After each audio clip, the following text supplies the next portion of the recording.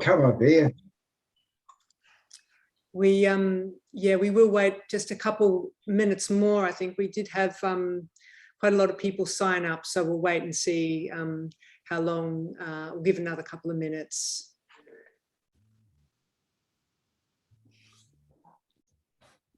Okay, excellent. Well, hi everyone. Those of you I've not met before, my name is Melinda Hinkson. I'm the director of the Institute of Postcolonial Studies, and we are really delighted to have you all joining us this evening for Running Out Beyond Contested Interests in Australia's Water Crisis.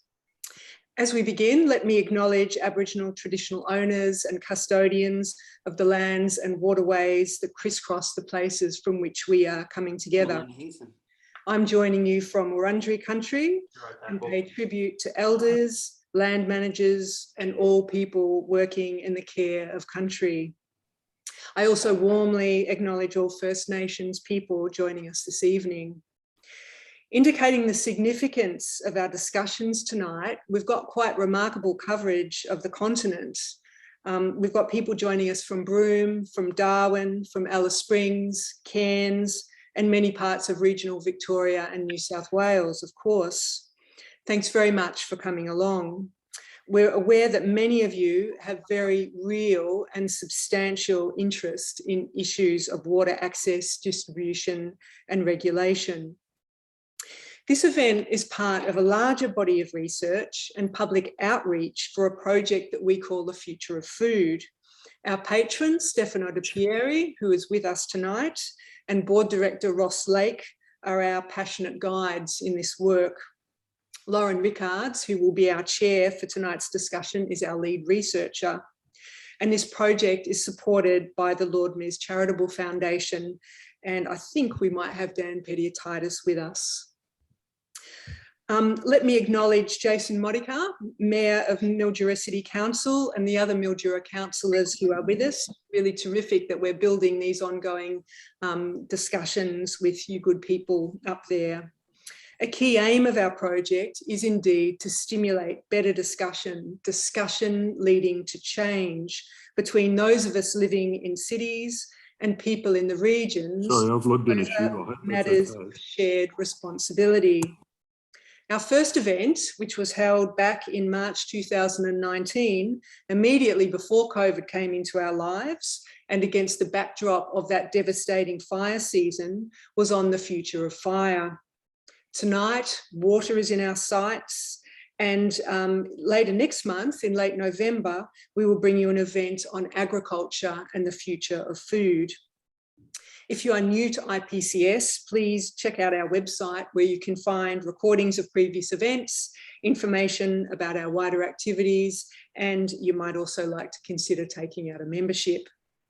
We are really pleased to be co-hosting tonight with our friends at the Mildura Writers Festival. And before I hand over to Lauren to introduce our speakers and get this show on the road, let me throw to Donata Carazza, the creative director of the festival, to say a few words. Thank you, Melinda. Hello and welcome to all from a very warm Mildura. Actually, I'm talking to you from the small town of Golgol in New South Wales, with the Murray River only about 100 metres away from where I'm sitting. I'd like to thank Melinda very much and all at the Institute for this partnership with the Mildura Writers Festival and for organising this very timely event. In fact, tonight's excellent numbers show that water is very much on the agenda and in need of our attention. I'd also like to acknowledge the traditional owners and custodians of this land on which our festival takes place, the Lachi Lachi, the Nyeri Nyeri, Ning Tate and Wirgaya people, along with the Barkinji, Maraura, Muti Muti, Tati Tati and Wachabaluk people. It's a real pleasure to be here representing the Mildura Writers Festival and to be a partner of IPCS on this occasion. It's also very refreshing to see this kind of collaboration of both city and country organisations bringing to the fore important matters that concern all of us now more than ever. Thank you. Thanks very much, Donata. So let me hand over now to Lauren Rickards, Lauren is Professor in the School of Global, Urban and Social Studies at RMIT University, where, among other things, she leads the Climate Change Transformations Research Program. Lauren is also a lead author with the Intergovernmental Panel on Climate Change. Over to you, Lauren.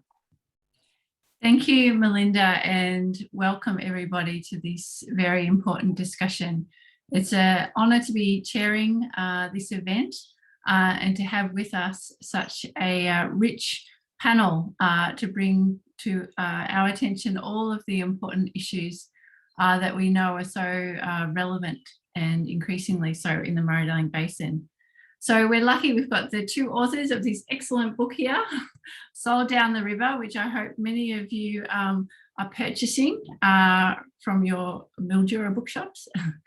And we are going to hear from the authors, but first we're also going to hear from a range of others who have rich lived experience in some of the issues that the book brings to light. So I just want to note at this point that we are aware of the rather unorthodox gender mix of the panel tonight, just to say that that wasn't the plan, and that Sue Jackson, who was one of our speakers, sends her apology. She's had to deal with a pressing family matter. But let me start with our introductions. So first of all, with our authors. Scott Hamilton is an expert in public policy, natural resource management and climate change. At the University of Melbourne, he's a member of the Energy Transition Hub, and he's also a senior advisor to the Smart Energy Council and a co-host of the weekly climate program Ticker News. So he's collaborated with the highly productive, widely read and award-winning author Stuart Kells. Stuart has twice won the Ashurst Business Literature Prize. It's been shortlisted for the Prime Minister's Literary Award, the New South Wales Premier's General History Prize twice, and the Victorian Premier's History Award, as well as others. He's also an adjunct professor at La Trobe University's College of Arts, Social Science and Commerce. So what a team. Now, before we hear from Scott and Stuart, we're going to hear reflections from Howard, Jason and Renee. Howard Jones is an ex-wine grape grower based in the Kumiella Irrigation District of New South Wales. He has extensive experience in water management and the irrigation industries. He's chaired the award-winning Murray-Darling Wetlands Working Group for 21 years and is currently chair of the Southwest Water Users, as well as a member of the Australian Floodplain Association and the Menindee Lakes Sustainable Diversion Limit Stakeholder Advisory Group. Jason Alexandra is a farmer consultant researcher, an excellent PhD student, working on the governance of water and natural resources.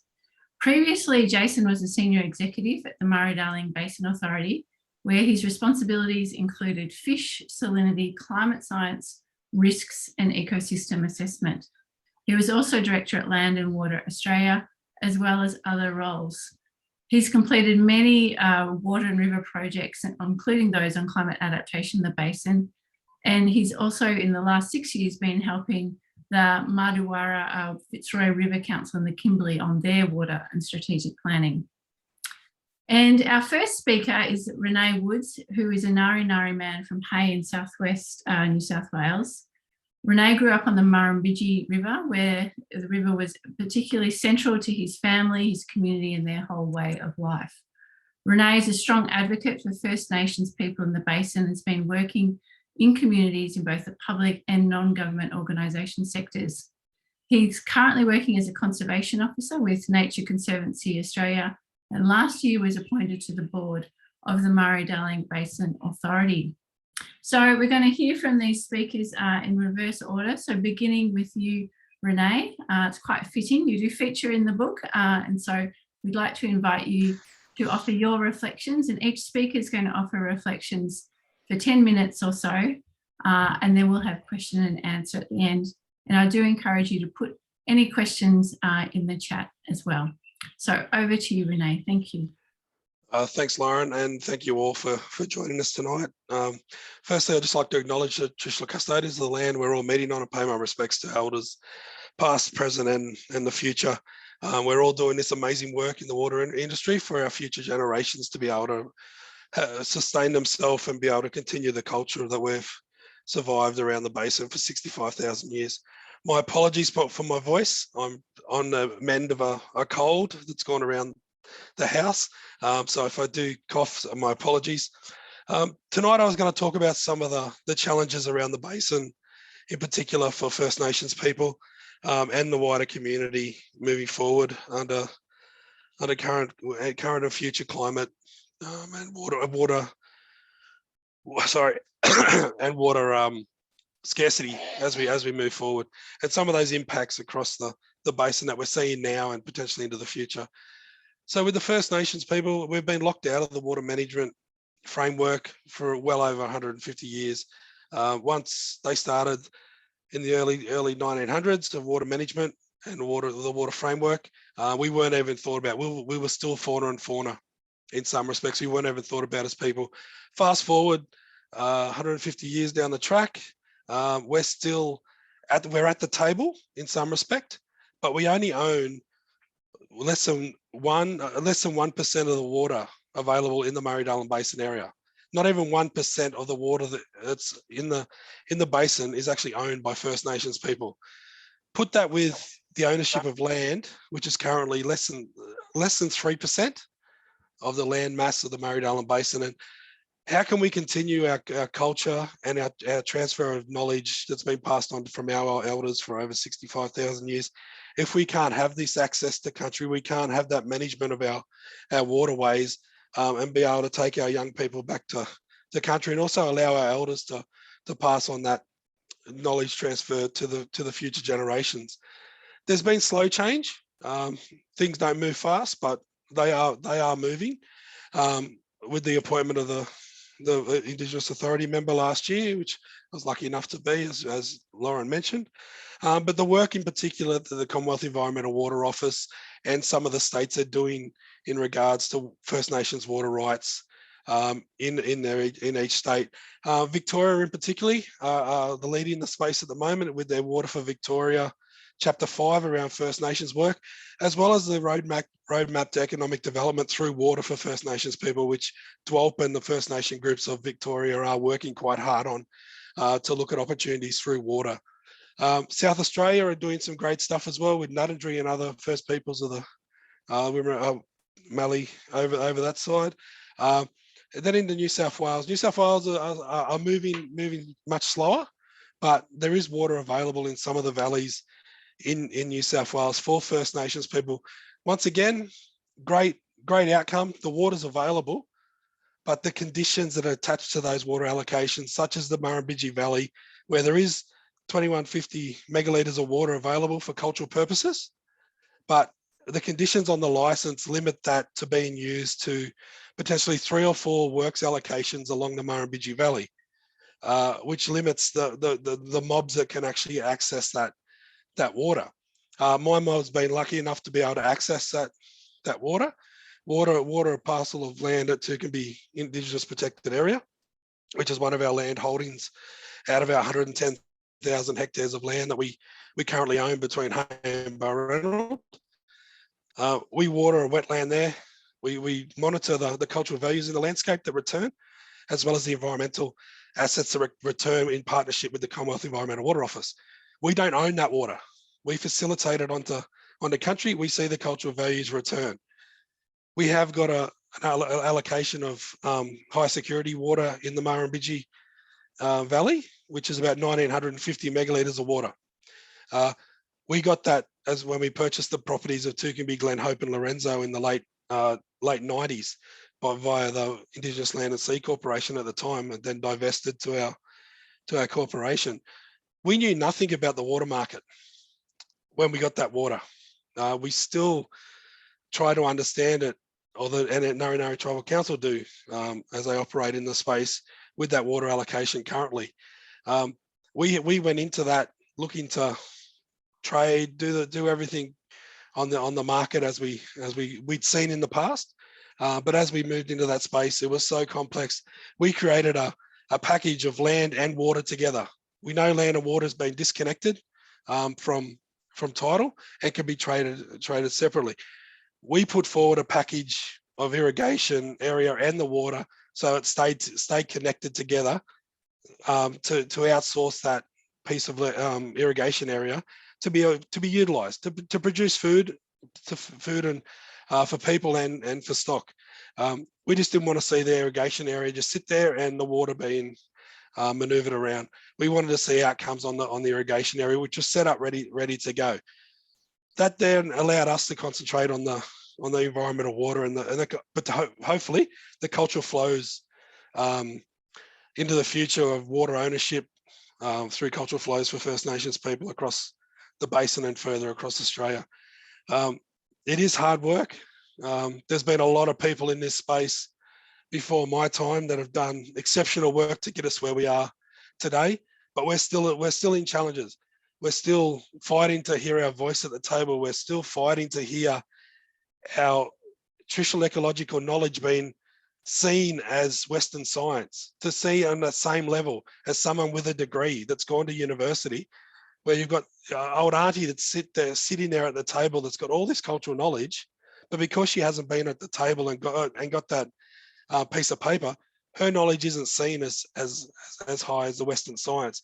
That we need to slowly shift that change, and through the new cohort of university students and other people coming through, we can work together to make sure that happens in the next lot of generations of people working in the environmental space and the First Nations people coming together in this space. The other thing I think that's really moved on is the partnerships. In the past, we know that there was some angst about First Nations people going onto country and then what could potentially happen to it. Building that relationship with the local irrigators and productive users of the land where we want to access our cultural values in the landscape, it has continued to grow, and we're getting back onto country slowly. We don't own it, but we're getting access to it to be able to have a look at our cultural values, harvest our cultural values, and then trade those reeds and weavings around the community and barter, bring back the old way of doing business. And a lot of the objectives around First Nations water in the water resource plans and other pieces of water management, the objectives are just of that barter. They want to be able to share with their communities upstream and downstream. Our elders in the past only took enough to be able to be sustainable. They had the responsibility of that water coming into country, through country, and then downstream to the nation groups below, only taking enough to be able to sustain their cultural values and their people, to make sure there was enough in the system. And I think that's things we can learn in modern water management, is that sharing and caring. It's not always about the dollar resource, dollar value. We need to be able to sustain this magnificent basin that's significant across the world, but we need to be able to do it together, and we need stronger communities working not in silo anymore, more in partnership. And we're seeing that, to be able to have resilient communities and stronger communities when the times do get tough. We're going to go through droughts again. We're going to go through bushfires. But if we're not in siloed and we're all working together, we'll get through it much stronger. And I think that's where we need to move to in the water space. Yes, we all want our share, but if we don't share it and share the outcomes for all, we're going to continue to fight and go against each other. And I think we're mature enough, or getting mature enough as a nation, to be able to have that mature conversation about the sharing and who benefits. And I think that's the exciting space the water for First Nations people is moving into.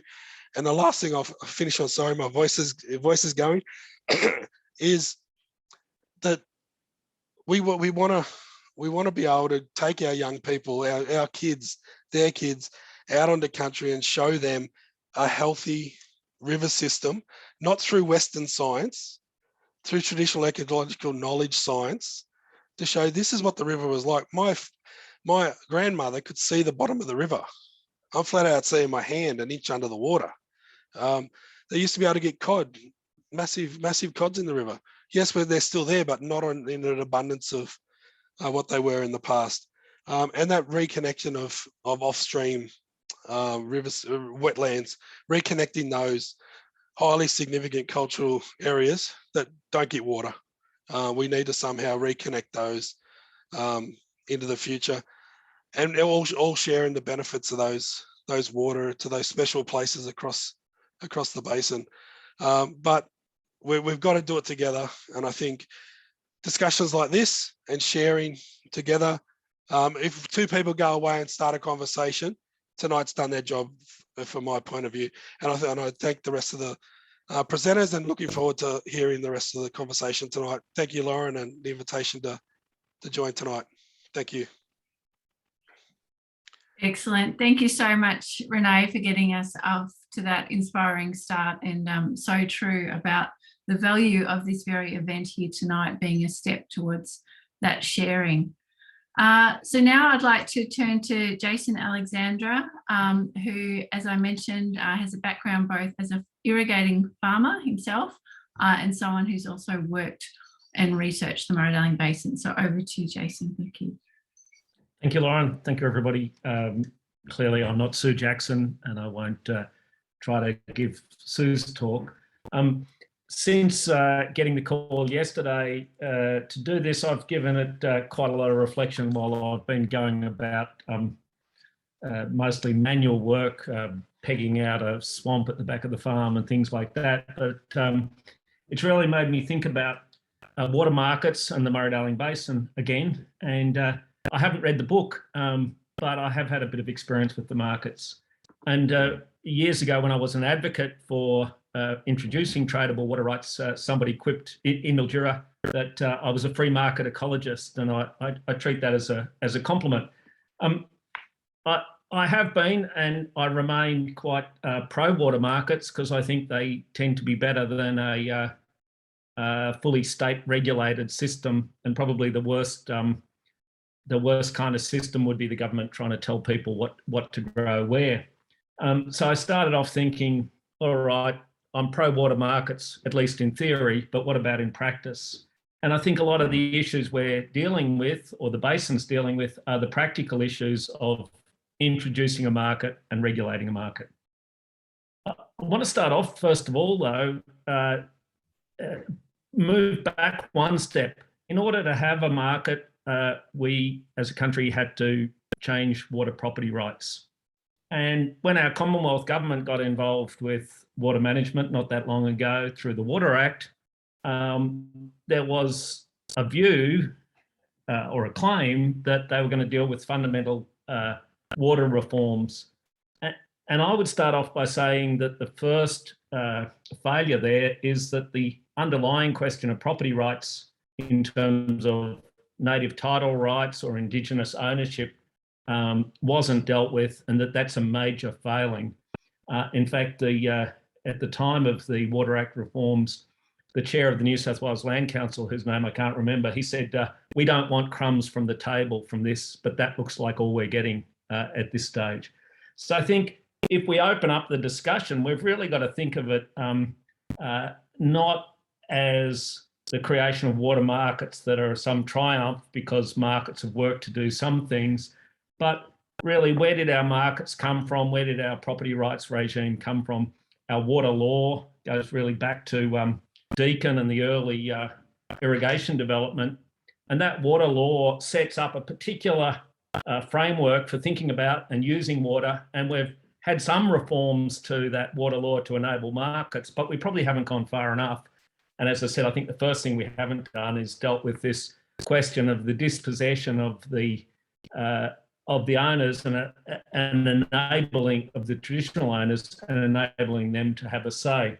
Now, Lauren mentioned I've been doing some work with native title holders in the Kimberley, Matawarra Fitzroy Council, and probably the most important thing we've done there is get that council, that's 6 native title groups, saying to the West Australian government, we don't want you to allocate water to extractive uses unless it's on our terms, because we're claiming that we already have all the water in possession in our use as a way of nourishing this country and this culture and our relationships to it, it's not a resource available for exploitation in a open slather. Okay, back to water markets. If markets are okay in theory but not in practice, what's the problem? And the simple problem is when you have unfettered and unregulated markets or poorly regulated markets. And we really need to go back and ask, if we're going to have a functioning water market that protects the public interest, it needs to be designed properly. Now, we have a cap and trade system. That's in theory. We've capped water use. But again, there's lots of reasons to believe that capping hasn't worked. We're not counting the water properly, etc. I don't want to go into that. But it's quite likely the water's simply not there, and there's more being taken than the rivers can sustain. So we need to think about it from a cap and trade point of view and making sure we have the right kind of cap. The other concern I have in terms of country exploring and learning about water markets is the problem of market triumphalism. The story that what we're doing in the Murray-Darling Basin is the best in the world.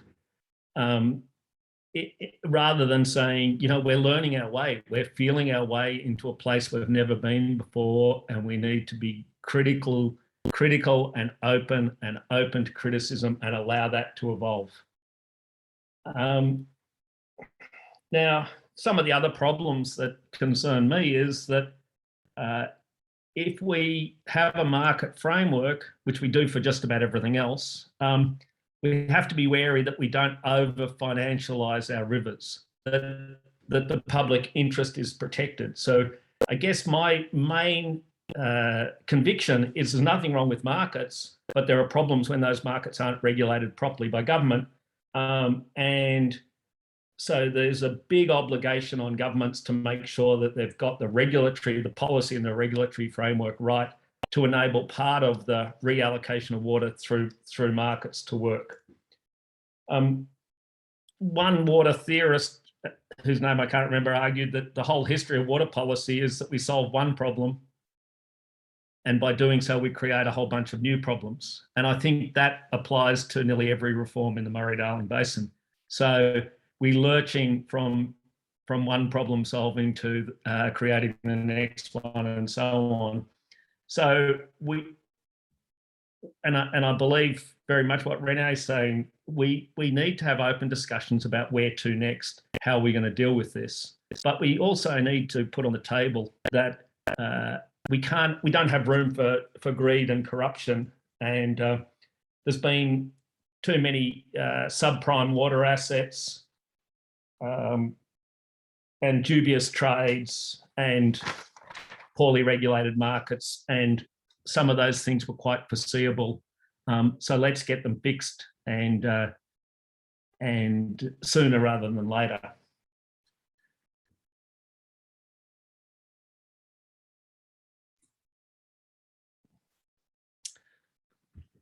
Final reflection on water markets is that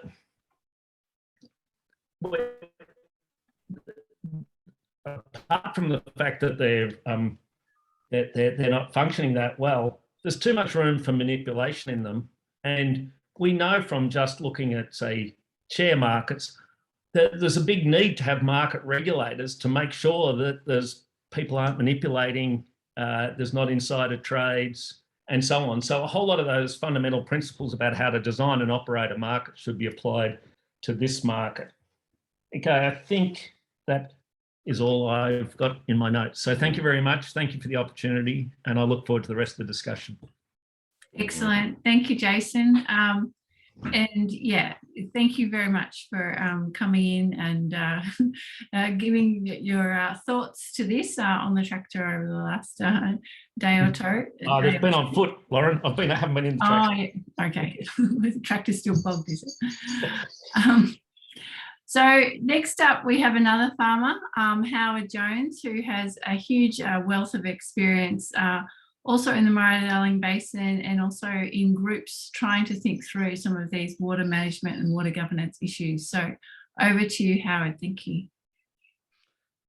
Okay, I'd like to acknowledge the traditional owners and their custodianship of the lands on which we meet today, pay respect to their ancestors and their descendants who will continue the cultural and spiritual connections to the country, and we recognise their contribution to this country and the world.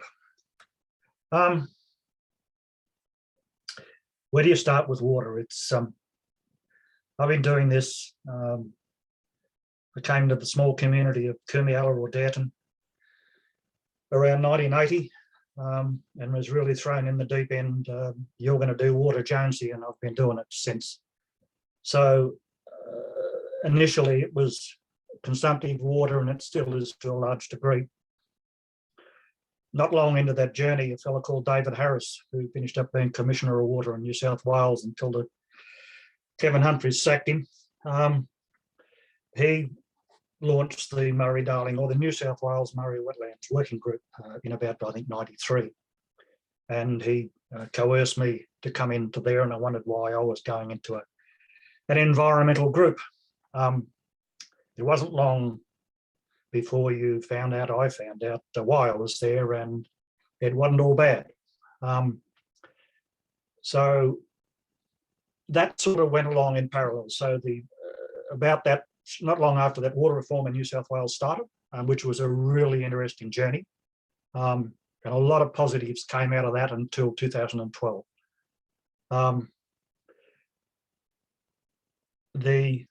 The outcome of 2012 has disrupted, to a very large degree, any trust of water managers in New South Wales. That's sad. That is really sad. Moving on, about the same time, 2012, we had the Murray-Darling Basin Plan was tabled.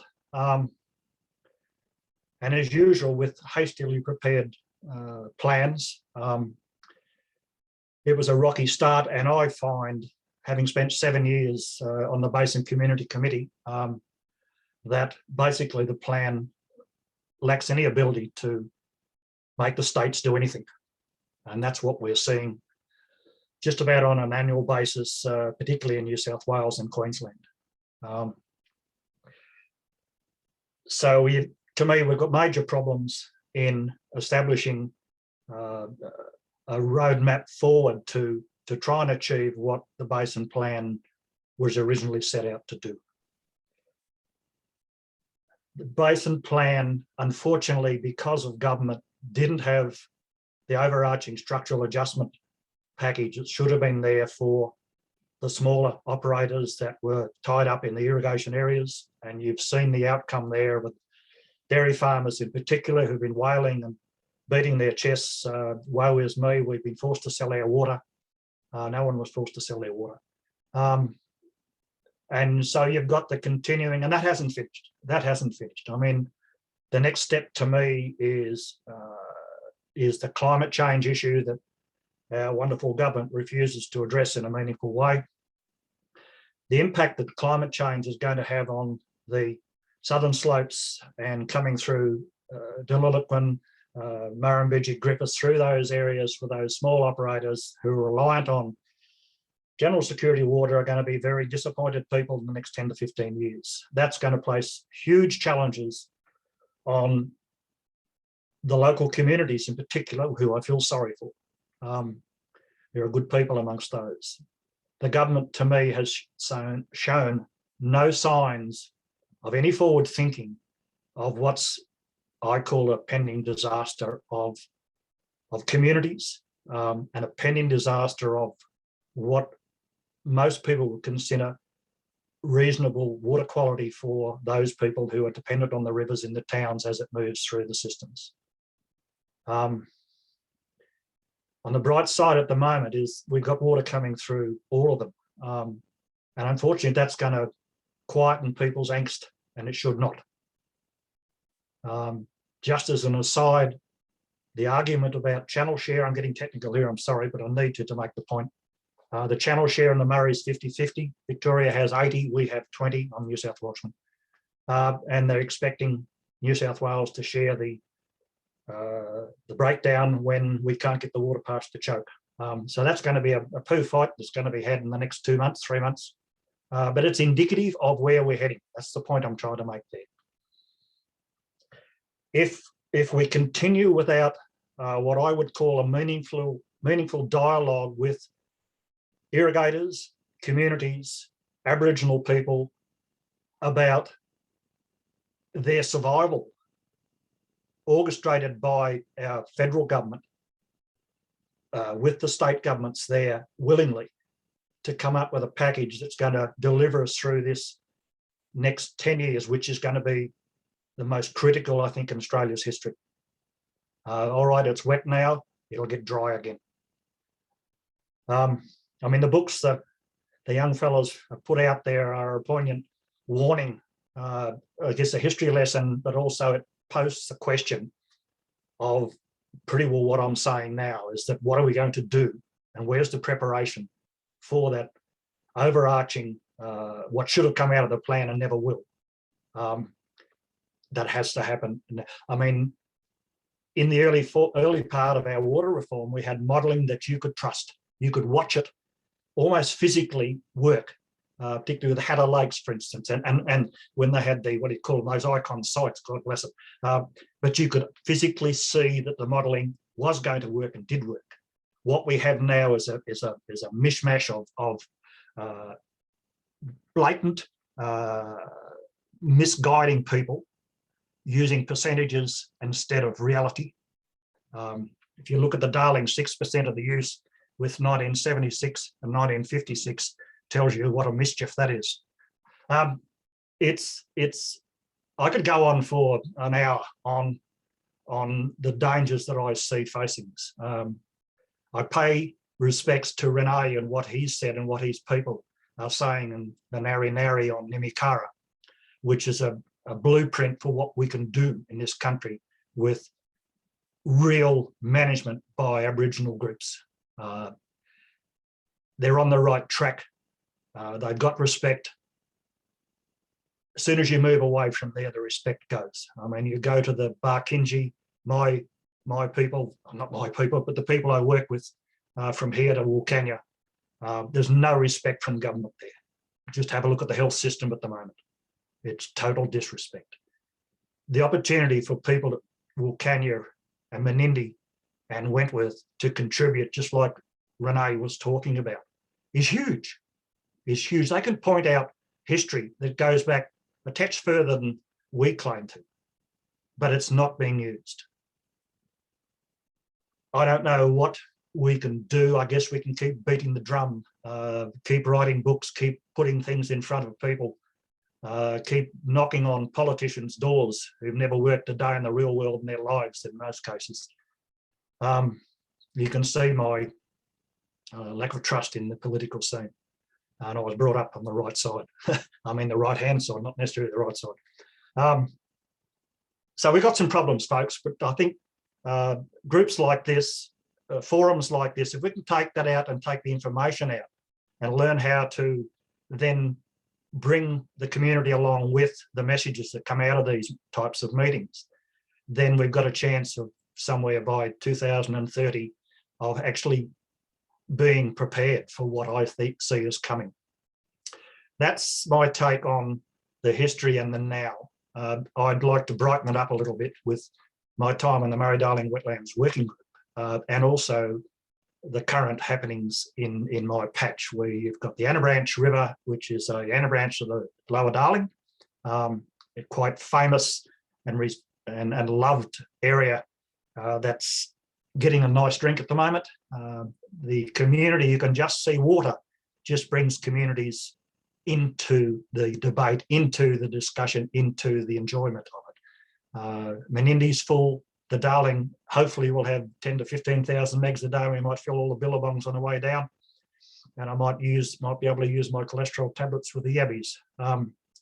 It's even on the Murray, Golgol Lake is filling. We've got a number of billabongs downstream that are getting water. So there are some good things happening. The Murray-Darling Wetlands Group is, we don't control it like we used to, but we keep beating the drum, and where we can, we point out some of the inadequacies of the New South Wales government's management of billabongs and creeks and stuff. And we're getting some traction there. So that's the positive side of things. The Murray-Darling Wetlands Working Group, for those who haven't followed it. They won the National Peace Prize in 2007, which was the most, probably the proudest moment in my life in environmental water, to stand on that stage and recognise the people who earned it. And we're still doing it. So I'm the patron. I'm not sure what that means, but we still tackle the issues and point out the opportunities that are there when we have a bit of water around, like we do at the moment. Not sure there's much. Well, there's a lot, but I mean, I'm better at listening to people and answering their questions than talking. So I guess that's where I'm at this moment. Thanks so much, Howard. I think we're really getting a sense of all of the different work that's going on to try to manage water in different parts and corners of the basin. But, you know, as Jason indicated, and as the book really points to, there's also these big structural questions, structural flaws as well. So I now want to hand over to Stuart and Scott. I'm not sure which one of you wants to kick off, but to tell us a bit about how you came to write this book and what you hope some of its key messages are. So over to you. Scott, are you happy if I do a bit of a rant first and then, is that all right? Only because I feel like the need to rant is sort of burbling up inside me, having heard some of the previous comments, which were all terrific, but just make me fundamentally angry with the regime that we've got in place to manage water. So yeah, thanks Lauren, and thanks everyone. Such an important forum and such an important conversation, and really terrific comments already made. Fundamentally, even though we want people to read this book, either by buying it or by borrowing it in the library, we don't mind. It is a sad story, right? We're sort of positive, upbeat people, but it is a sad story. It's an outrageously bad story. And, you know, we should be collectively really angry about it. And I am angry about it. We heard previously sort of a couple of comments about, you know, water trading's kind of fundamentally okay. The water market is fundamentally, you know, effective and it's worked. And, you know, I hear that all the time. You've had people writing in, you know, the newspaper and the conversation saying fundamentally it's okay. You know, the speculators, it's all kind of at the margins.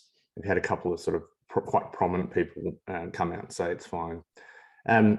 So let's just think about that. So it's fine, except that it's a cap and trade regime that doesn't cover the whole basin, and it doesn't actually cap water use. It's a market regime that never had any kind of regard for market conduct or for market integrity. It's a strongly community affecting and industry affecting regime without any adequate structural adjustment. It's a massively environmentally impacting regime without pricing in environmental impacts or otherwise ameliorating environmental impacts except at the margin. It's turned a natural system into essentially a water transport system at the expense of ecology and all sorts of things. And we've seen that in terrible, terrible ways. It's failed in any sense to reflect Indigenous rights to water and to water and land in integration. And it's failed to recognise the value of Indigenous science in water management. And I could go on for hours. It doesn't reflect climate change. Listen to that. The water regime we have for managing our largest river system doesn't reflect climate change, right?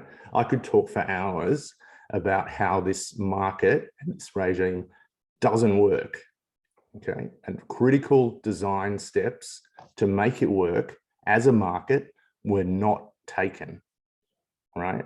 So I'm like Jason, I'm a markets guy. I like markets in principle.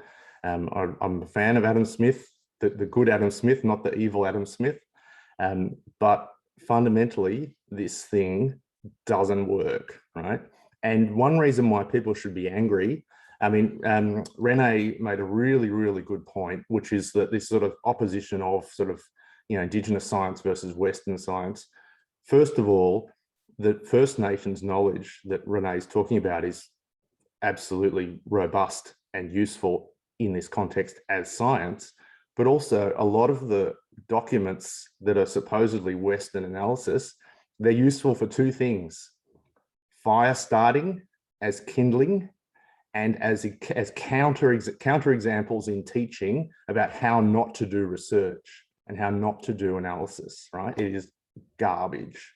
Large amounts of the analysis done in this area is analytical nonsense, and it's basically serving a useful anthropological purpose to cover up what's essentially a huge, disaster, huge policy disaster, right?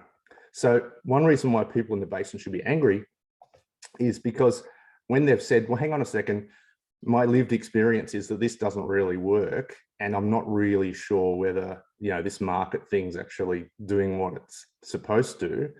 Regulators, officials, politicians, and others said, no, you don't understand it. You don't understand it. There's actually this, it's all going to be fine. And eventually, the market will solve the problem and institutions will evolve and that kind of stuff. That was a lie. That was a grievous lie. And if you think back to when this market was built, it was built in the 1990s.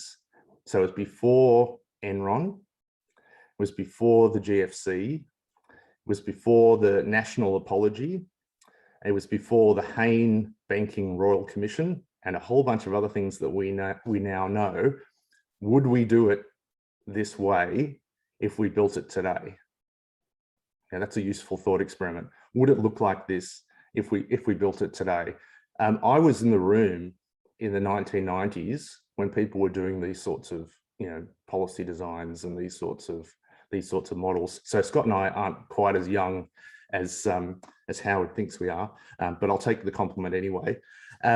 But I was in the room in the Kennett era when people were doing these things and privatizing stuff. And I'll tell you what, if someone in that room had said, oh, maybe we should pay a bit more attention to Indigenous rights, or maybe we should pay a bit more attention to market conduct and the risk that if we let banks in, they might kind of screw us over and take all the profits. Two things would have happened. One is they would have been laughed out of the room. And the second thing that would have happened is they would have been fired, right? So that's the market that we've got from that sort of context. And a final part of my rant, I've got plenty of other rants and I'm happy to go on. A bit like Howard, I could talk for hours about this problem. The whole space that we're talking about is shrouded in this complexity, this kind of forbidding barrier of self-interest, but also of sort of strategic complexity. So people try and get into this space and they get lost very, very quickly in a linguistic bog. And they get lost in all sorts of false claims, false comparisons, false equivalents. So, for example, when people talk about speculators and hedge funds gouging, and then they say, oh no, it's not that bad because only 10% of the water rights are owned by foreigners, or 12% or whatever it is. That's just a nonsense argument. Let's be really, really clear, and this is something the ACCC did not say in their report, even though they should have, which is that a very small number of hedge funds, maybe 6 to 10 hedge funds, control this market, right? So on any kind of measure of market dominance or any kind of measure of monopoly power, if you apply a financial markets lens, which the regulators of this market have not done, even though it's a financialized market, if you apply a financial markets lens, you'll see straight away that it doesn't pass any kind of competition or monopoly test. And fundamentally, these people are ripping hundreds of millions of dollars out of the basin for zero public value every year. I'll stop ranting there and Scott can rant for a little while and then I might rant some more. Thanks, Stuart. Absolutely. And I think it's probably negative public value, in fact, isn't it? Yeah. Over to you, Scott. Oh, thank you, Lauren. I too would like to acknowledge and pay my respects to the traditional custodians of the land and the water of the area that I'm in, and all the other First Nations, particularly within the Murray-Darling Basin. And I think that's a really important starting point, and it needs to also be a really important point of where we go to and what we start to have serious conversations about. Maybe I'll just sort of take a little bit of different approach and just sort of maybe give a bit of background about how we came to write the book. We actually kicked off in this journey about 3 years ago, approximately, and we actually started writing about bipartisanship in politics. And essentially our working thesis was, and still is, that if we're going to solve problems like climate change, closing the gap, and other serious, wicked problems that are facing us, we need more bipartisanship or multi-partisanship, not less. So our research was delving into the history of politics in Australia and when bipartisanship was useful, when it worked, when it didn't, the various types of bipartisanship. And the thing that kept coming up was water, and particularly the Murray-Darling Basin Plan, which has been talked about quite a bit by the other speakers, of both when people have come together to actually do some good and also where it's gone horribly wrong. And that's where we are now. And that's a really important sort of realisation. And there is a bit of water around now, so we are getting a bit of relief. But it wasn't so long ago, of the summer of 2019, 2020, when we were in really serious trouble, and we will be there again. And with climate change, it's going to get worse. And that's why this issue is particularly important. And it's particularly important that we don't be dismissed or not heard, because in the past 20 years, there's about half the inflows to the Murray-Darling Basin than there were for the past 100. That's a huge difference, but it gets worse because in the next 10 years, we're going to see about a 10% result in rainfall, but that's about a 25% reduction in inflows. So this is a crisis. It is a climate emergency. It is an emergency for our communities, for our people, for our environment, for our food systems. And just getting to make the point, and this is an important part of that story, that the First Nations were managing this resource for tens of thousands of years, and we've managed to destroy it pretty much in 20 years. Now, it's not just the market, but the market is, and I think someone mentioned before, that one of the biggest problems is we've sort of taken a tool to try to fix a problem, and we've actually made it a lot worse. And in this particular case, Stuart and I found the more we looked, the worse it got. And we sort of started off looking at the development of the market, disconnecting water from land, which people would think was crazy. And I was talking to a water specialist in France the other day, and they thought that's crazy to do that.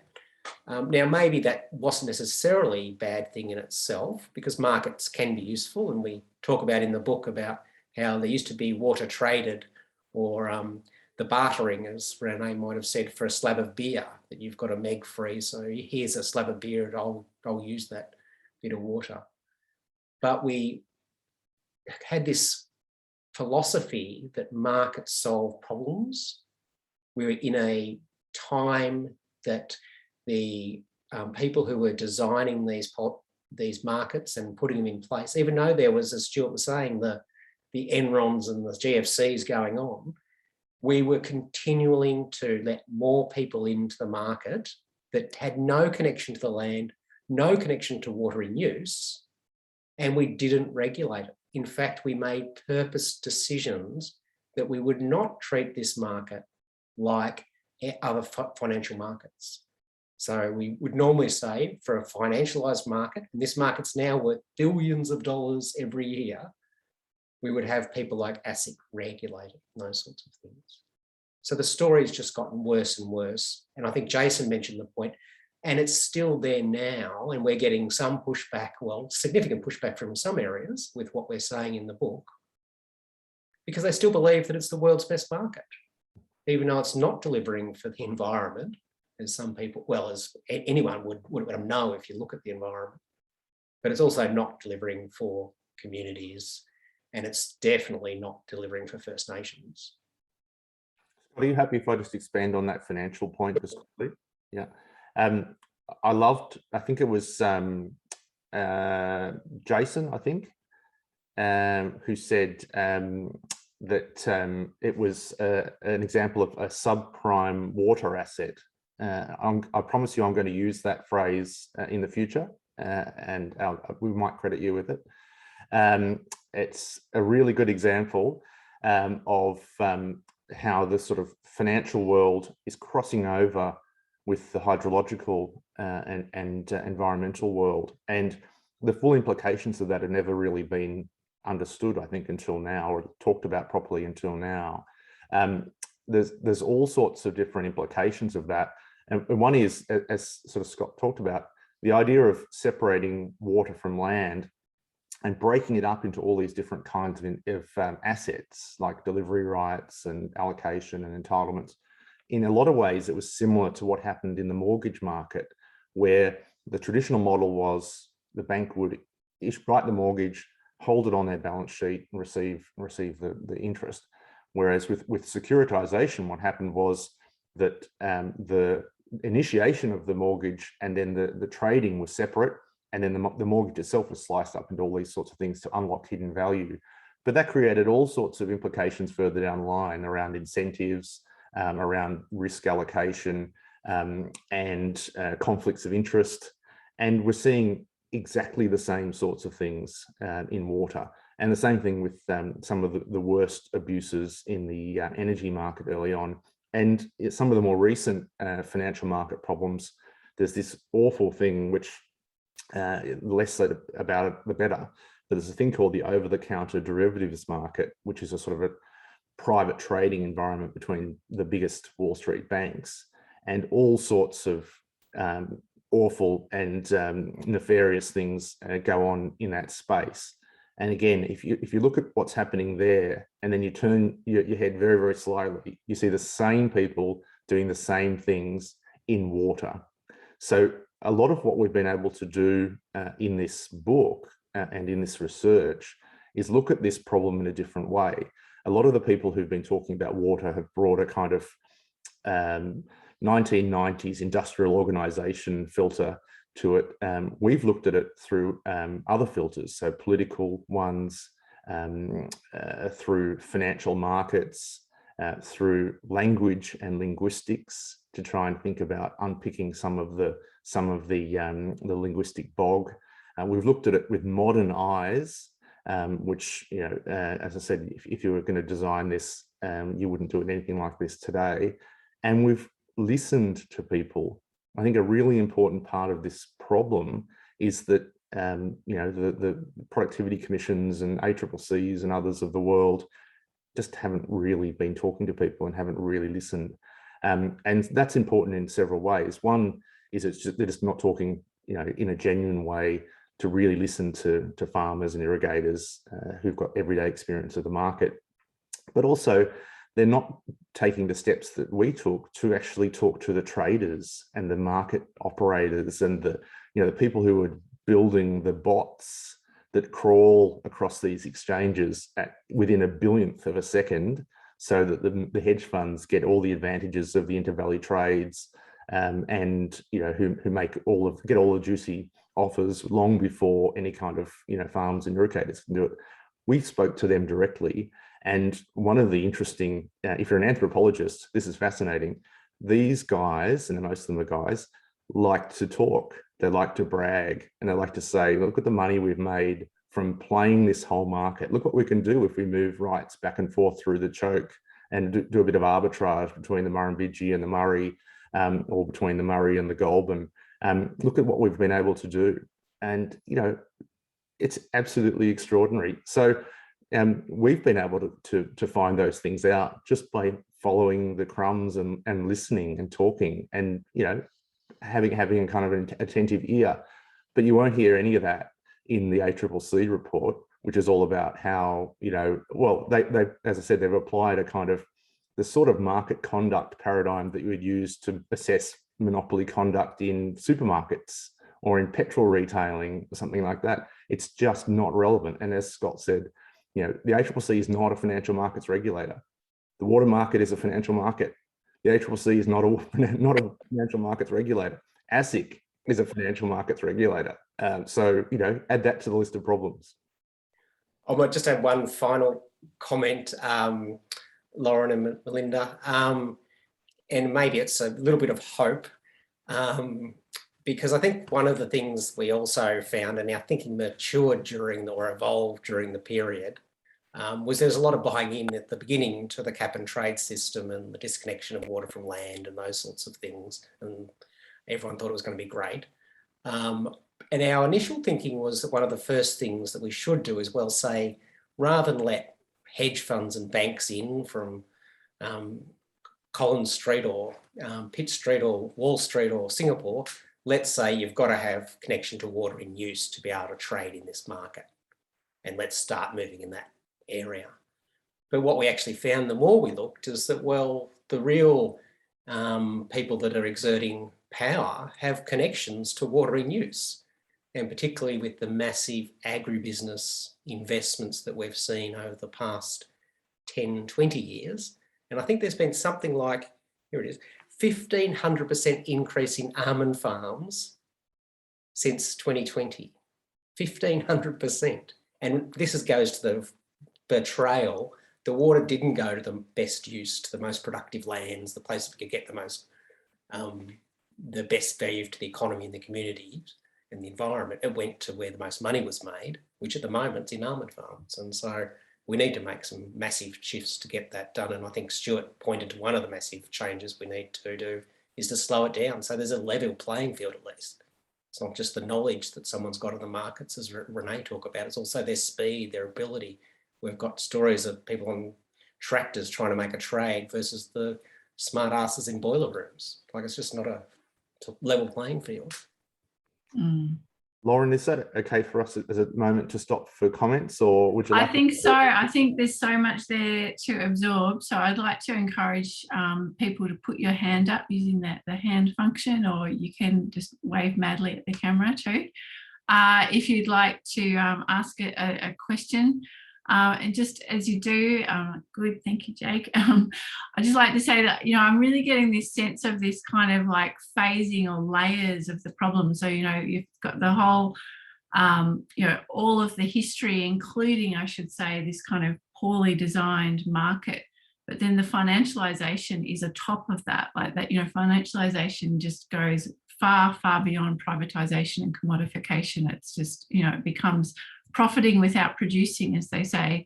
And then we've got climate change coming in on that, and everything that sits below climate change in that model is a vulnerability, creates vulnerability. So we've really got some big problems on our hands.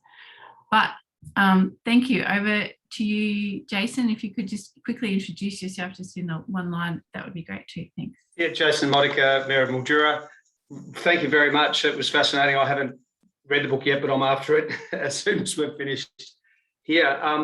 It's really interesting. Mildura City Council have a water policy that we built during the period where the Royal Commission in South Australia was being put together. And a lot of the things you're speaking about, we touched on and worked through. But the political pushback was so huge, there was really nowhere to go. So my question, my first thing is thanks again. But what are the next steps in that for me, that larger need to engage in a deeper political level? Like, it's such a huge, like the basin itself. Sorry, I'm not even going to ask a question. Just thanks very much. And glad to see so many other people are getting on board and really trying to explore the depths of this problem. I'm a bit overwhelmed, so thanks again. It is overwhelming. Thank you, Jason. Any comments, Stuart or Scott, just on the depth? Could I comment on that? Yeah, sure. Okay. Howard, go for it. I mean, Jake, and any of the mayors across the area that I was talking about before, from Murrumbidgee, Murray, Mildura, Sunraysia, wherever. I mean, you're going to be facing the fallout of the small farms and the community, the impact on communities. It's going to occur in the next 10 years. I mean, so the fact that you developed a group that got together and asked some very important and pertinent questions at the time is even more important now. Now, to me, the local government areas, you're organised in your regional groups, and the opportunity for you to make a political point to the states and the federal in regard to how they're going to structure people out of the game and how they're going to maintain the framework that towns need for their rate base, etc., and so on you go. I mean, it is here, and it's only going to increase. As soon as this current event finishes, you'll see a gradual drying out. The dams will start to come down. People will start to worry, and the collection of the corporate farms, the large family farms, mainly the corporate farms, are just stripping the community as you go. You're the fellows that are going to face it. It's very sobering. Thank you. Howard, Jason, did you want to, oh, sorry, your hand was up earlier. Or? Yeah. I might just make a comment, if that's okay. Yeah. Look, I hear what you're saying in terms of the pushback, and we get it too, which is what I was also making that point. But I think, as Rosemary Sorensen, who was one of our supporters from the Bendigo Writers Fest, said, you read the book and it makes you weep, but then she says you need to demand change. And I think that there is a growing awareness of what's going on, and I do feel there is a change happening in terms of people getting angry and happening. But just one example in terms of something that should have been done is the ACCC put their inquiry, which was damning on the water market, in the hands of the Treasurer in February this year. It has significant recommendations. Now, Stuart and I don't agree with all of them, but there's some important things that they're saying, and there hasn't been anything back from the government yet. It is outrageous. It is outrageous. Thank you, Scott. Jason, then John. Thank you. Thanks, Lauren. I just wanted to respond briefly to a couple of the authors' comments. One, the whole question of whether the securitisation of water should be regulated as financial markets or financial instruments was actually proposed when I was an executive, and one of my staff at the time, Marianne Slattery, pointed out that the ACCC report picks that same proposal up and says it should actually be done. And I think that's partly what I was saying about the failure of policy and regulation. It's not as if there weren't thinking people saying there's some things that need to be done here and making those recommendations, but they were actively rejected because of this kind of triumphant belief that markets will solve problems on their own. So that's the first point. The other thing I just want to say, the subprime water assets is an original concept of mine, but I do want to make the point, and there is a paper, it's very good, I can find it for you later. But what I think, Stuart, or somebody mentioned that what I call water babble, like the linguistics of it. People are very confused about water. And when you look at just water rights, we used to refer to them in discussion as the difference between wet water and paper water.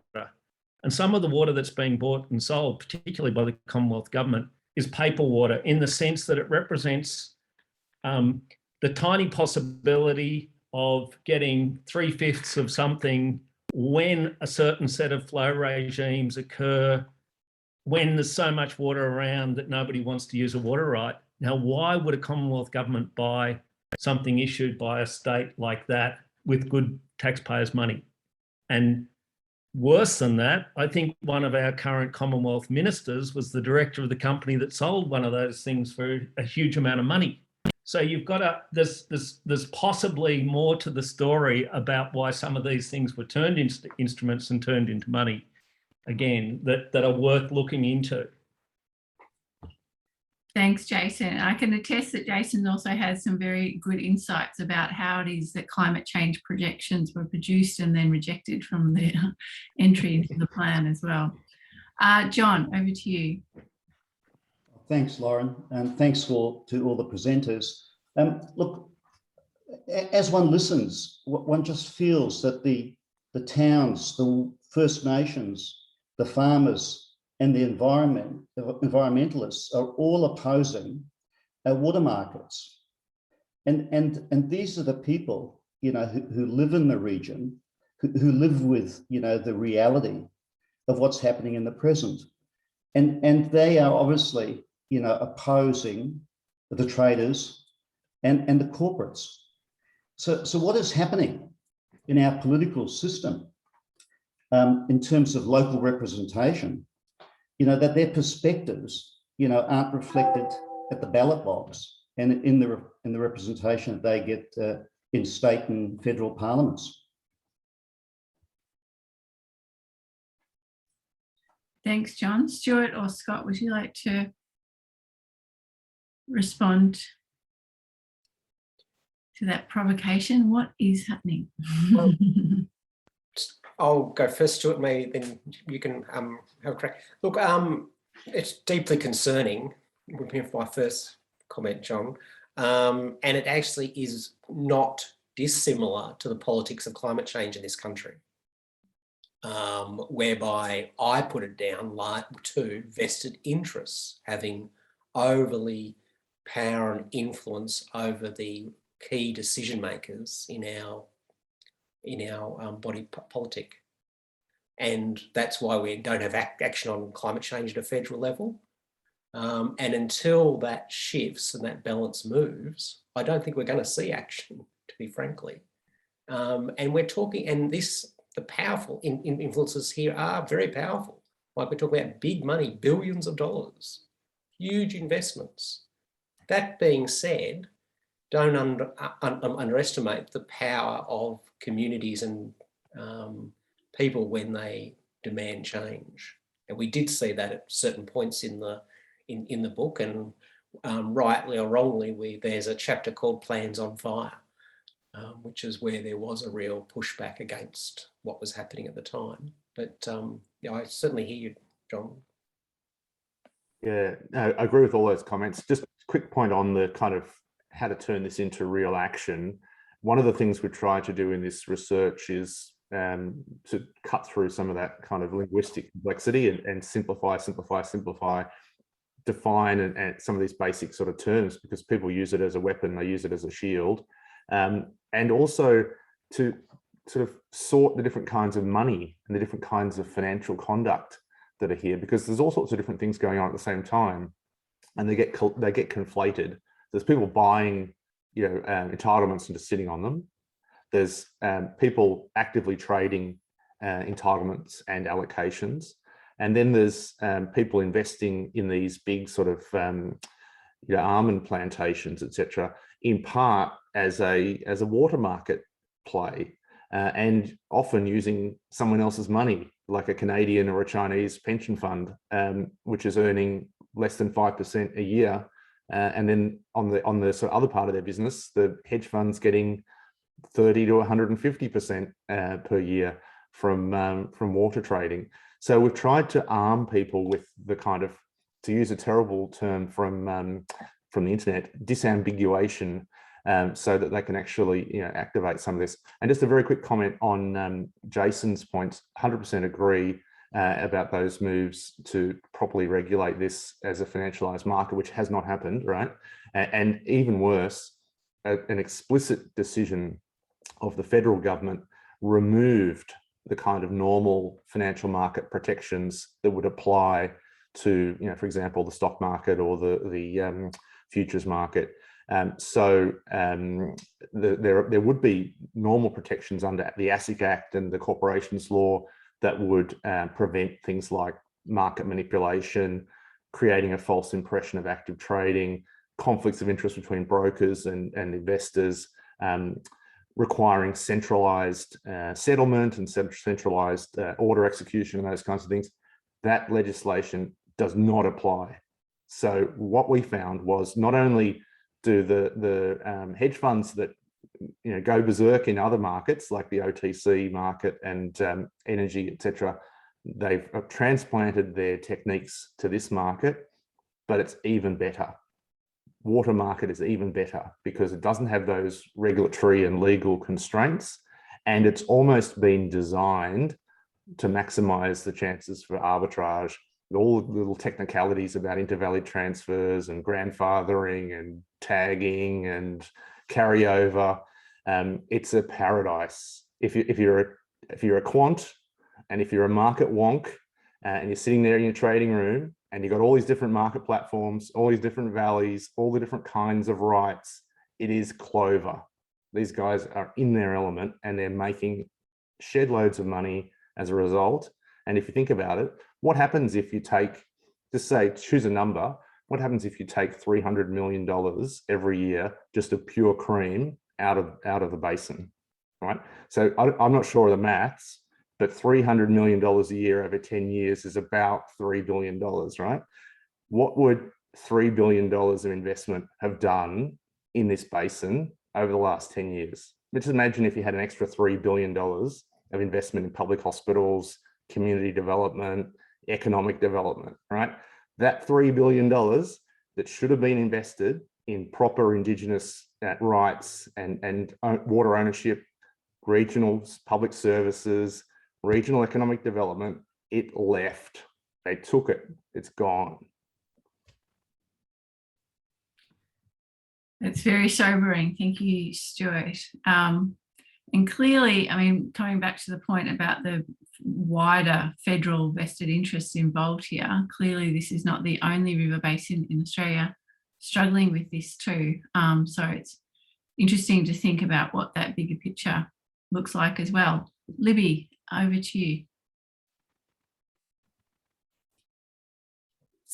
Hi, thank you. Sorry, my internet's not great, so I don't have the video on. Thank you so much. I'm based in the Northern Territory, and I guess I'm not an economist, so markets are all, I don't understand it so much, but I guess it would be good to get your reflection on Scott and Stuart on within the Northern Territory. So water is free for irrigators. So there's no cost for licenses and no cost for water. And there's no, as I understand it, there's not a system yet for trading, but I guess so we're at a totally different stage of development here, but there are certainly big irrigating companies coming in and there's big water licenses being given out. And I guess my question is, what are your reflections on that? And in terms of what are some of the key things that the Territory should take into account as it moves forward into that space and looks at whether they look at markets and trading and things like that? I'm happy to have two stabs at it, and then Scott, correct me if I'm wrong. The first thing is the hydrology. I know the Kimberleys much more than I know the Northern Territory, but I know that the hydrology is similar in some ways. The hydrology is very different, right? You have extreme rain and very, very high flows in the wet season and then very, very dry. So the hydrology is a bit different. But I think the main thing to be wary of is that you're kind of at an embryonic and early stage of development of irrigation and of water investment and the potential for water markets. And so taking those critical early design steps about who owns the water, who has got rights to use the water, how do you take into account environmental values, how do you take into account other values, setting those things up front when you're at this early stage of development, rather than do it or not do it, as the case may be, like it is in the Murray-Darling Basin, or be in a situation where you're trying to sort of unscramble the egg. So I think the message for you is very similar to the message that Scott and I have been conveying in the US, which is don't do what we did here. Absolutely. It's bad enough it's happened once, little less to have it replicated. Thank you, Libby. Scott, did you have any reflections on that broader context as well? Totally what Stuart said, and we do, and this is a bit of the comments, and getting back to, I think, Jason's point that he said, there's this sort of urban myth or cultural myth that we're the best water markets in the world. And if you go to the Murray-Darling Basin Authority's website, I think it still says that there now. And it's just not true. And it's not true for all these reasons. They don't do what we would do. The other thing is that we do also talk about some of the things that need to be done, or we should be done, to try to unscramble the egg, as Stuart said. And as Stuart mentioned, thinking very carefully about what are the outcomes that we as a community want from this natural resource, regardless of where you are, and then thinking about how we make decisions about that. And we actually talk about things like a citizens' juries for working out how we might share this really precious resource, that there's more and more users, more and more people want to use it, and it's getting less and less. So we have to rethink the way we make these decisions.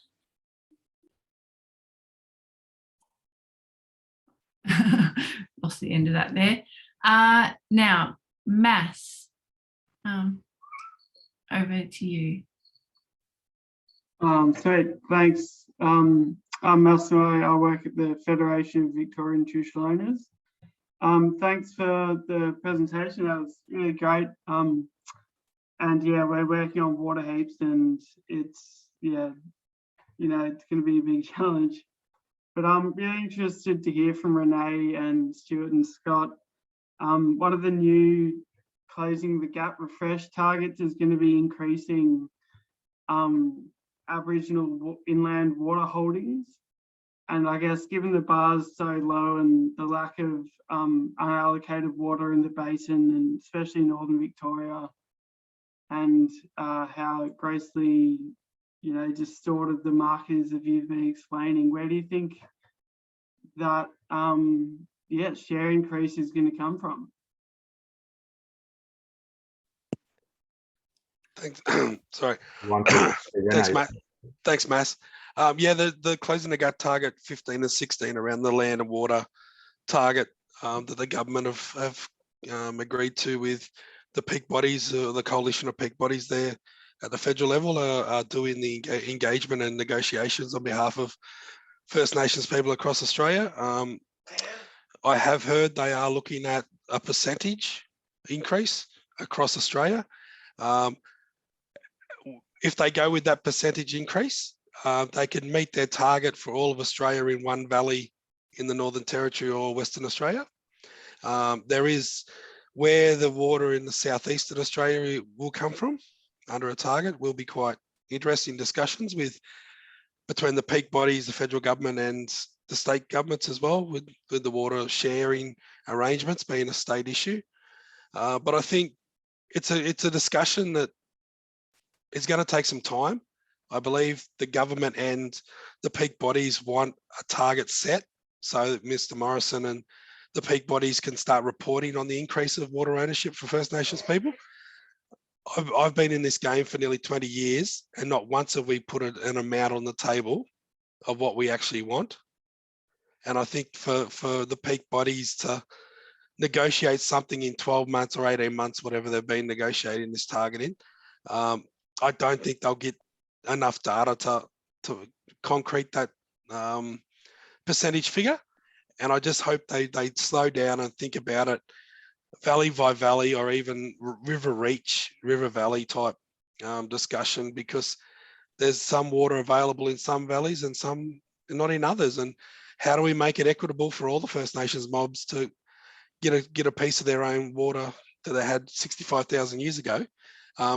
One, to be able to manage and have a say on where that goes, ownership of it secondly, but then also the management of other water sources that are currently held by e-water holders and whoever else. I think it's not as simple as they thought it was going to be at the negotiation tables between the federal government and the peak bodies. And I haven't heard much. I believe there's a meeting between the coalition of peaks and the federal government in a fortnight's time to go somewhere around that target. It's somewhere in the vicinity of similar to the First Nations population rate of Australia. So whatever that currently is, it's between there and a little bit higher. But is that enough? We'll have to see what they negotiate. Thanks, Mas. Great. Any comments about that from Scott or Stuart?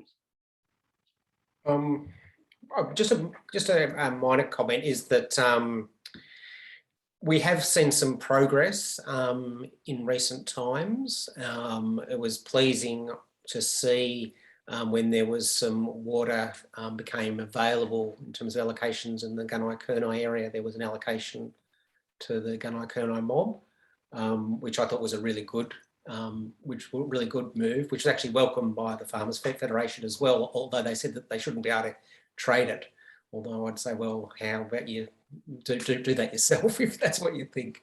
But I think that was a real good step in the right direction. I think we need to see more of that sort of thing. The other thing which is going on right now, will go in the next 10 years, as Howard was talking about, is a decarbonisation of our economy, which is going to mean massive shifts in the way that we use energy, transport, water, food. Now, that is potentially going to create massive shifts in some of how we use large allocations of our water supplies, particularly in power generation. So I would be looking at those sorts of areas. And I think as we spoke to Damien Bell about the Budge BIM, and he was speaking very highly of Rene and the Mildura folk and other people, the other mobs, and he said that they didn't wait to get invited to the table. They just demanded that they would be at the table. And I think that's the sort of thing that's got to happen. Absolutely. Well, look, we're moving towards the end of our time together here. So can I perhaps ask for any final questions? Neil, just snuck in there. Thanks to all. Notwithstanding the lack of political will currently, what would it take to unscramble the egg technically, or are we forever burdened by the omelette? I think part of the answer, it's a great question, Neil. I think part of the answer, it may have been Lauren, I think, before, who said it was a bit like an onion. There's all sorts of different layers to this. And it sort of depends on what sort of problems you want to solve and how far you want to go. But the sort of one of the most acute problems is this sort of trading aspect and the unregulated transfer of wealth from farmers to hedge funds. It'd be pretty easy to sort of tune that right down, slow all the trading down, centralize and regulate the trading, make it much fairer between farmers and irrigators on the one hand, and the hedge funds and banks on the other. So that's a relatively easy problem to solve. Then the next increment is removing some of the anomalies and subsidies in pricing. So properly pricing in environmental impacts, properly pricing in things like hydrological damage, taking into account capital market anomalies, which allow, for example, the big sort of almond farmers to raise money through debt or through the share market, whereas family farms can't borrow against their water entitlements, those sorts of things. So trying to address some of those biases. And then even bigger, it's really just, as Scott touched on, to start moving away from the idea of a market at all and start thinking about different kinds of allocation mechanisms. Now, I know that's a long way down the track and that makes people very nervous, and you'd only do that if you respected people's rights and, you know, talked about compensation and those kinds of things. But ultimately, this thing we've got doesn't work. It isn't serving any kind of environmental goals. It's not serving our economic goals. It's not serving our social goals. It's a really, really important asset, and the way we're managing it is fundamentally broken. All right, well, that's a good provocation to end on. And just on that idea of reimagining how we allocate water, even down to the fundamental model, can I ask if any of our speakers have a brief suggestion about what they think needs to happen to add? Just very quickly, we've concentrated on the water market most of the night. To me, it needs some tinkering with, but the thing that most people are ignoring is carrion. Now, carrion was there for a specific purpose when it was introduced. You'll find now that if you think the water market has been tainted by external measures, have a look at the carrion and seeing what's that doing. It's socialising the outcome. Thank you. You mentioned that to a fellow I mentioned to just recently. When I made the question, he tackled me and he's still tackling me because you know damn well he's got a vested interest in it. Thanks, Howard. Well, I'll give our other speakers a few minutes to think about their 60-second concluding comments. I think we have a question from Steph that I missed seeing. I'm sorry.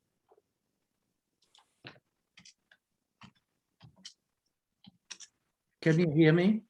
Yes, thank you.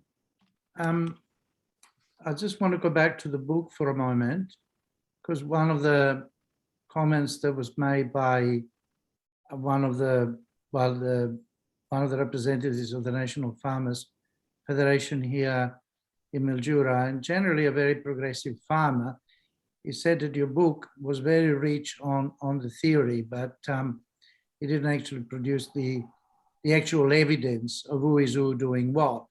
I guess, trying to guess what he was saying, I think he wanted more investigative, more journalistic style reporting on who the speculators are, what sort of money, what sort of kind of money are involved and so on. Were you restrained in any way by actually publishing the nitty-gritty, the actual hardcore information about which companies are holding water and how much money they're making out of it and so on and so forth? In other words, whilst the book is a big expose of what actually happens behind the scene, but did you refrain deliberately from? Yes, that's a really good point, Stefano, and a really good question. The short answer is yes, we did.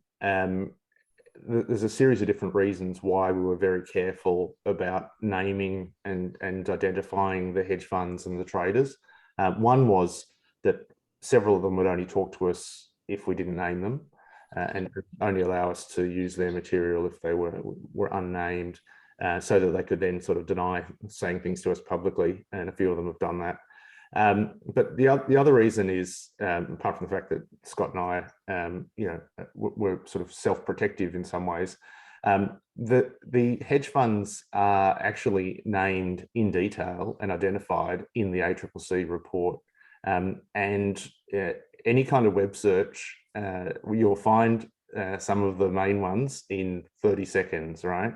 And moreover, there's been some material that's come out from a couple of them recently, which talks about how they're sort of looking forward to the next drought, because the permanent plantings, in the below the choke, in the olive groves, etc., the permanent plantings, so the plantings that require water every year, the demand for water from those is larger than the likely flows in a drought year, right? And there are videos of these guys cheering on that prospect, exactly like the energy traders cheered on the bushfires in the early 2000s. And I would say, well, first of all, it's easy enough to find out who they are, but I'd also say that that conversation and those kinds of disclosures cannot be understood and is fundamentally unintelligible unless you unpick the different kinds of money, the different kinds of behavior and conduct that Scott and I have described in the book. So fundamentally, it's a complement. It's complementary to those kinds of disclosures and to the ACCC's analysis. I would describe besides the interviews and the different kinds of material we've got from direct engagement with participants and farmers, we also did a sort of a meta-analysis across the ACCC report and other consultant reports and other kinds of aspects of literature, and we talk about that in the book. But fundamentally, it's written for the general reader, and so it's hopefully a way into that literature. Great, excellent question. Thank you. Okay, so any final closing remarks from Jason, Renee, or Scott? Yeah. Yeah, Jason.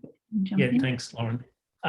Look, somebody just said it's fundamentally broken, and the question is how to fix it. And I really think comprehensive law reform is needed, and I think that the Basin Plan just had the effect of kind of codifying a whole lot of things that weren't working.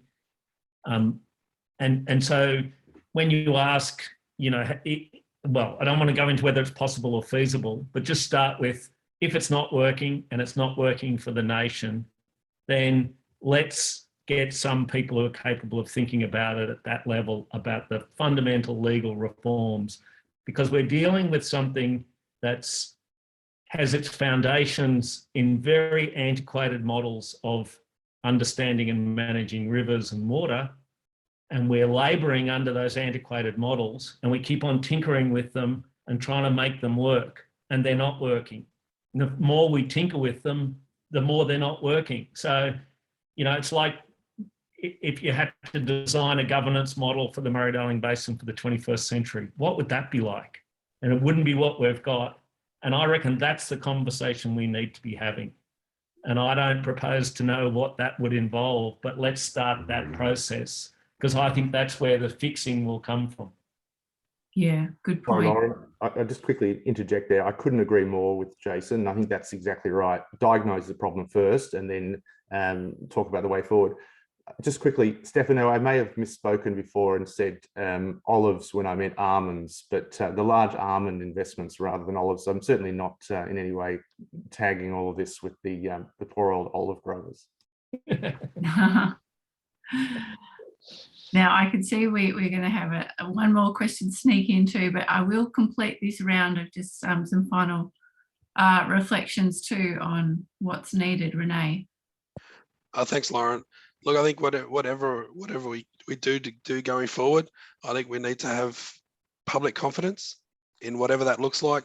We need to make sure it's transparent and integrity in its operations. And I think we need to have those discussions maturely and as a nation, not just the basin, because that's the way forward. And I think building the confidence that it is working, and it's working with the integrity that we all expect and the transparency, we can get to that stage. It's about having a conversation and being better together. And I think the whole water regime and water management pieces of work we're all doing, we need to be better together and have the conversations and work in a way forward that's got the best interest in the basin and communities at the forefront of our decision making. So thank you for the opportunity tonight, and stay safe. Beautifully well put. Thanks so much, Renee. And finally, last words, Scott.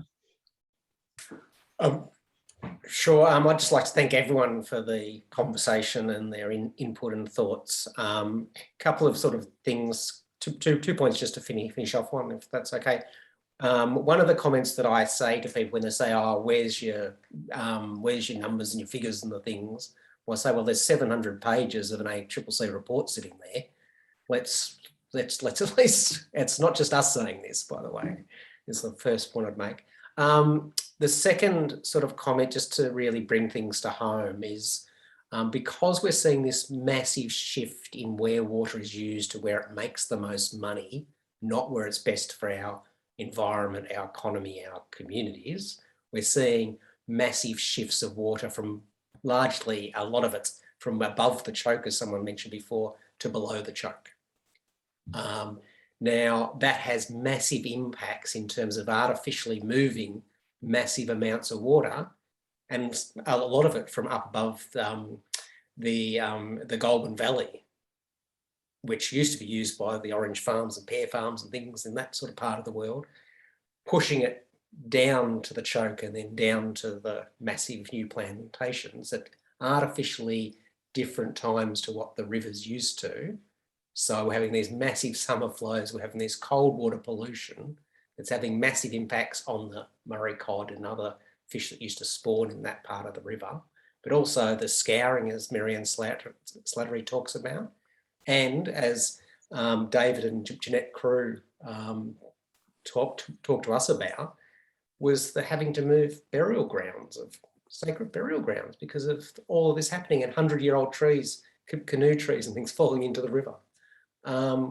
So it wasn't designed, the market wasn't designed with these things taken into account, and we need to fix it. Yeah, absolutely. All right. Well, look, I know that people would love to keep talking, but we do need to draw this to a close. So thank you so much again to all our speakers. Thank you to Donata and the Mildura Writers Festival for helping co-host this, and of course to Melinda and the Institute for Postcolonial Studies. Melinda, would you like to say anything to end? Thanks, Lauren. Look, thanks everyone. This has been tremendously stimulating, very, very angering, as many people have noted. And we'll think on what next steps we can take. We'll be following you all up with a notice about our talk in late November on agriculture, which will obviously continue this theme. But I feel like we've just scratched the surface of a really tremendously important discussion tonight that we're committed to continuing to chase down here at IPCS. So very much thank you all for coming. Really looking forward to seeing some of you in person sometime soon. And all the best to everybody coming out of lockdown soon. Hooray. Have a good night. Thanks, everyone. Good night.